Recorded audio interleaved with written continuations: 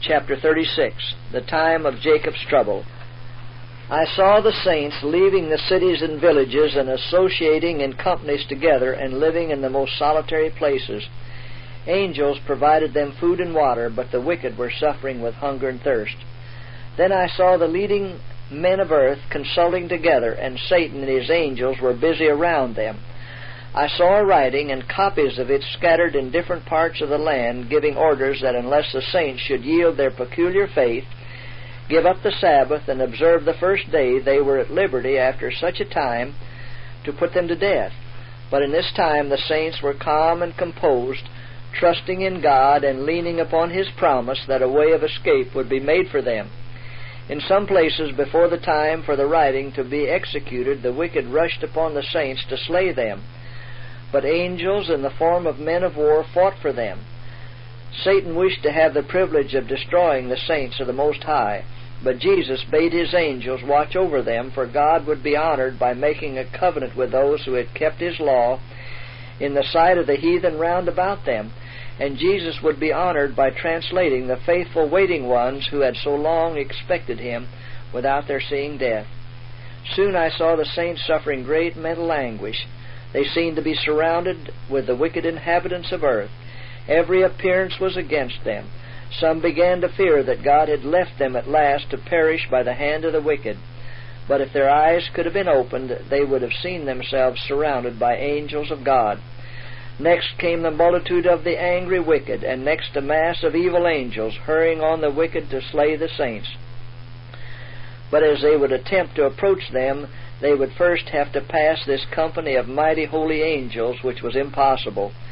The angels of God were causing them to recede, and also causing the evil angels who were pressing around them to fall back.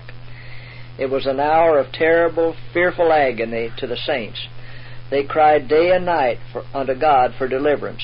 To outward appearance, there was no possibility of their escape. The wicked had already commenced their triumphing and were crying out, "Why don't your God deliver you out of our hands?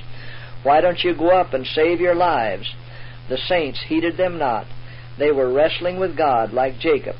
The angels longed to deliver them, but they must wait a little longer and drink of the cup and be baptized with the baptism. The angels, faithful to their trust, kept their watch.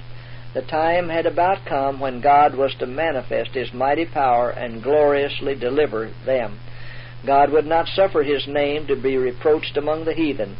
For His name's glory He would deliver every one of those who had patiently waited for Him and whose names were written in the book. I was pointed back to faithful Noah. The rain descended, the floods came, Noah and his family had entered the ark, and God shut them in. Noah had faithfully warned the inhabitants of the old world while they had mocked and derided him. And as the waters descended upon the earth, and as one after another were being drowned, they beheld that ark, that they had made so much sport of, riding safely upon the waters, preserving the faithful Noah and his family. So I saw that the people of God, who had warned the world of His coming wrath, would be delivered.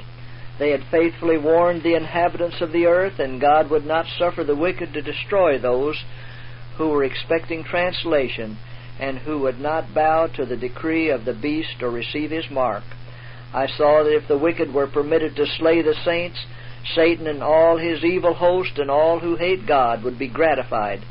And oh, what a time of triumph it would be for His satanic majesty to have power in the last closing struggle over those who had so long waited to behold Him whom they loved. Those who have mocked at the idea of the saints going up will witness the care of God for His people and their glorious deliverance. As the saints left the cities and villages, they were pursued by the wicked. They raised their swords to kill the saints, but they broke and fell as powerless as straw. Angels of God shielded the saints. As they cried day and night for deliverance, their cry came up before God.